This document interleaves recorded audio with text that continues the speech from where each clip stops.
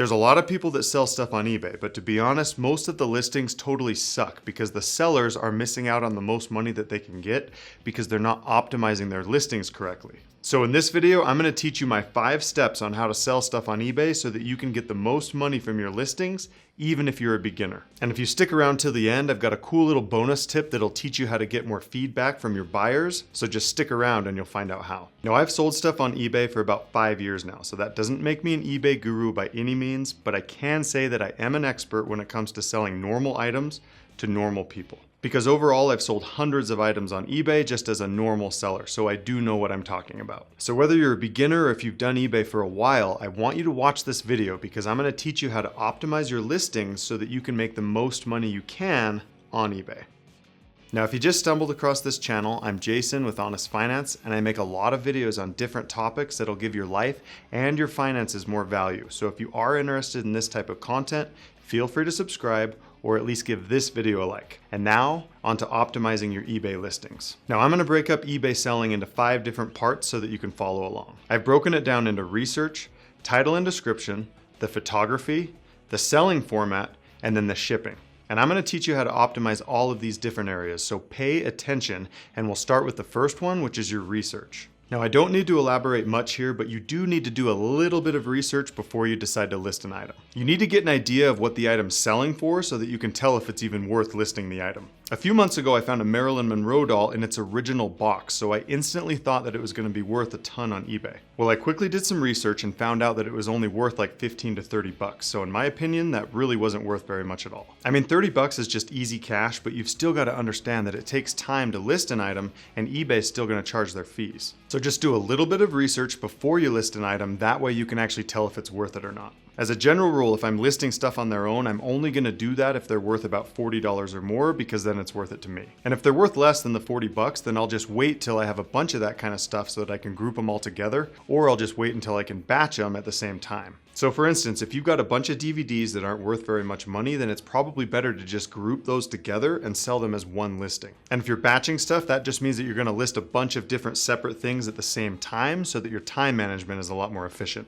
Batching items will also make shipping a lot easier too, because if you run them all as auctions, then they're going to end at the same time, therefore they're going to ship at the same time. Now, once you've done your research and you know for sure that you want to sell the item, then it's time to work on my next step, which is the title and the description. This is really easy to do, but I still need you to pay attention because I feel like there's a lot of listings on eBay where people do not follow any of these rules. I'm going to be using this older Apple Watch 1 as an example so that you guys can make sense of what I'm talking about. If it were me, I'd list it as an Apple Watch Series 1 42mm Sport in space gray that's in fair condition. So why exactly did I title it like this? Well, I titled it on purpose like that because you want the viewers to know exactly what they're buying before they actually have to click on the item. I mean, think of it like this. If you were looking for a TV, wouldn't you want to know the size of the TV before you had to click on it to find out? If you're looking for something on eBay, it just sucks to have to guess what certain specs are because the last thing you want to do is to go into the description only to find out that it's not even the size that you wanted in the first place. Trust me, you'll get a lot more bids and traffic on the item as long as you title it with the specs that are important.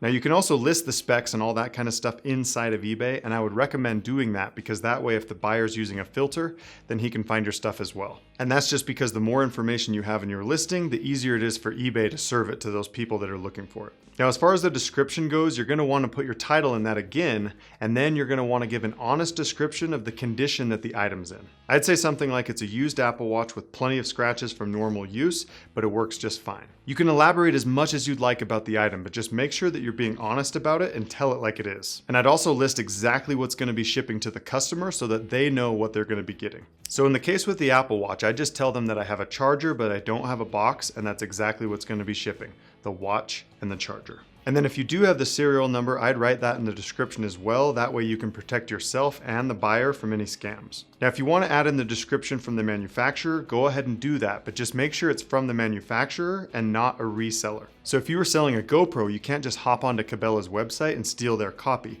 You have to make sure to go to GoPro's website. That way you get the correct copy that you can use on your eBay description. Now onto the photography, which is so easy, but I feel like a lot of beginners on eBay don't do this right. Now, you don't need to be a fancy photographer to sell stuff on eBay, but you've just got to make sure that your photos aren't underexposed and that they're not blurry either. Basically, your photos just need to show everything that's going to be shipping to the customer without a distracting background. Just remember that a lot of the stuff we buy on eBay is used, so you don't want to get the vibe like the jacket you're buying was used on a farm, all because the photo was taken on a bale of hay. Just make sure to take all of your photos on a white or a neutral background and then give it enough light so that everybody can see what you're trying to sell. You also need to take pictures of every single angle of the item. That way the buyer can see exactly what's on each side if that matters to them. Now, once you've taken all the photos that you need for the item, just make sure to take a picture of the serial number if you can find it, because that's going to protect you against scams. Because trust me, it's a lot harder to get scammed on eBay when you have authenticity proof in your photos and your description. Because if you bought my Apple Watch and then you sent me back a broken one, I'd have proof that you were full of crap because the serial numbers wouldn't match.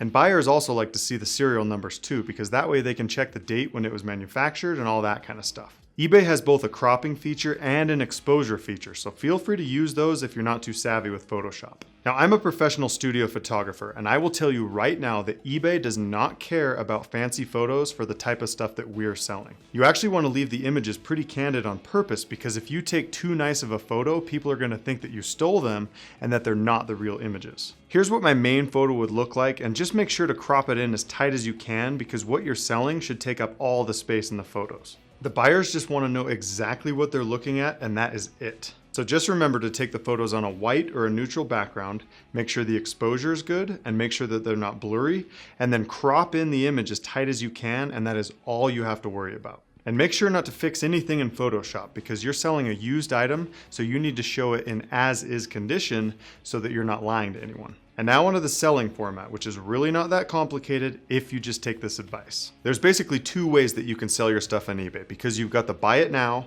and you've got the auction, and they're both really good in their own ways. But if you want to get the most money that you possibly can from your listings, then you're going to want to do a 7-day auction, because statistically, that one's going to get you the most cash. And just for kicks, I want to know which format you guys prefer to sell with. So just answer the question right here or go ahead and comment down below. Now, if you're in a hurry to sell your stuff, then I would use the buy it now option. But if you want to make the most money, then I would run the 7-day auction, which is what I'm going to be talking about. Plus, the good thing about running an auction is that if you list a bunch of different items, they're all going to end at the same time, which if you have a buy it now, you have no idea when they're going to be selling. And now here's the important stuff about running an auction, so pay attention. If you want your listing to get the most money and the most bids, then you're going to want to list the item for $1 with no reserve. And trust me, because this strategy does work, but only if the item is going to get bids. So with the Apple Watch, for an example, I know that that's going to get the bids that I need, so I would 100% list that at $1 with no reserve. Because if you end up with 0 bidders because your starting price is too high or you've got way too ridiculous of a reserve price,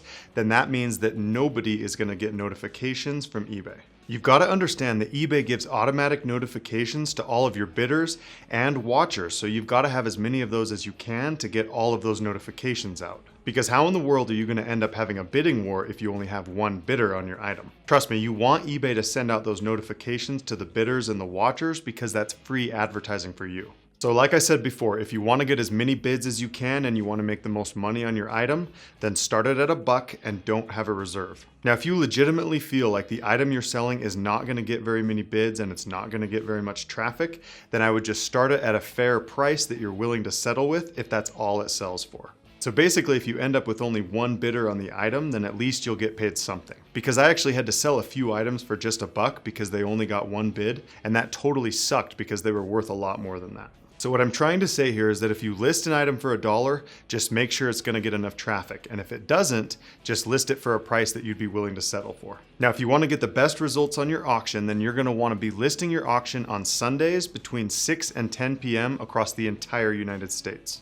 I live in Utah, so I always list my stuff at 7 o'clock. That way in California it's 6, and then in New York it's 9 o'clock, so it makes it even. Now, the reason Sunday night is the perfect time to start your auctions is because it's going to end the next Sunday night, which is statistically the time when the most people are on eBay. Because think of it like this, if you got a pair of shoes on eBay that's going to end at 3 a.m., then nobody's going to be bidding on those shoes because most of the people that actually want them are probably asleep. And now onto shipping, which is so simple, but I still need you to pay attention. And if you guys have made it this far into the video, could you please give it a like, because that's going to help me out tremendously. Thanks. Now, when it comes to shipping stuff on eBay, all you've got to do is have a fixed rate and then have it go economy. Now, the reason you want to go with a fixed rate shipping fee is because that way the buyers know exactly how much they're going to be paying in shipping. Nobody likes to guess how much they're going to have to pay for shipping, so just stick with a fixed rate fee and it makes it easier for everyone. And the cool thing about using the economy shipping is because you can go with any carrier that you prefer using. So that way if FedEx ended up being cheaper than UPS, then you could just choose them instead. Also, I've done some testing on running items for free shipping, and I am not convinced at all that it's any good for normal sellers like us. I've just found that running free shipping on your items just means that you're leaving money on the table because most people are willing to just pay a reasonable amount for shipping. So all you're going to want to do is just charge a fixed rate amount that's going to be easy to go anywhere in the country. Because on eBay, you have no idea where the buyer is going to live when you actually ship it, so you just have to have a fee that's going to be fair for anywhere in the country. Sometimes you'll make some money when you ship stuff and other times you won't, but the goal here is that you're just close. Now, you can get shipping prices from eBay by giving them dimensions and weight and stuff like that, but overall, it's just going to take a little bit of practice to know how much to charge. Now, the next thing about shipping is that you're going to want to put the item in the smallest box possible,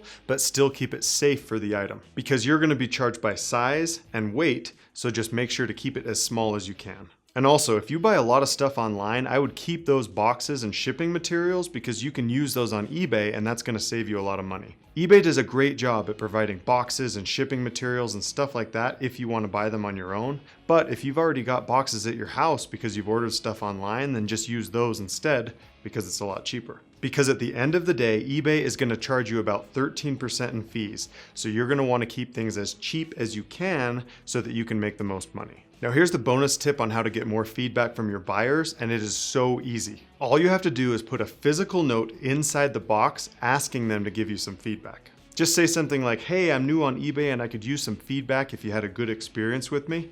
And if you didn't, just try to resolve it with me first. Trust me, leaving a note in the box is so much better than trying to get a hold of them online because it's real.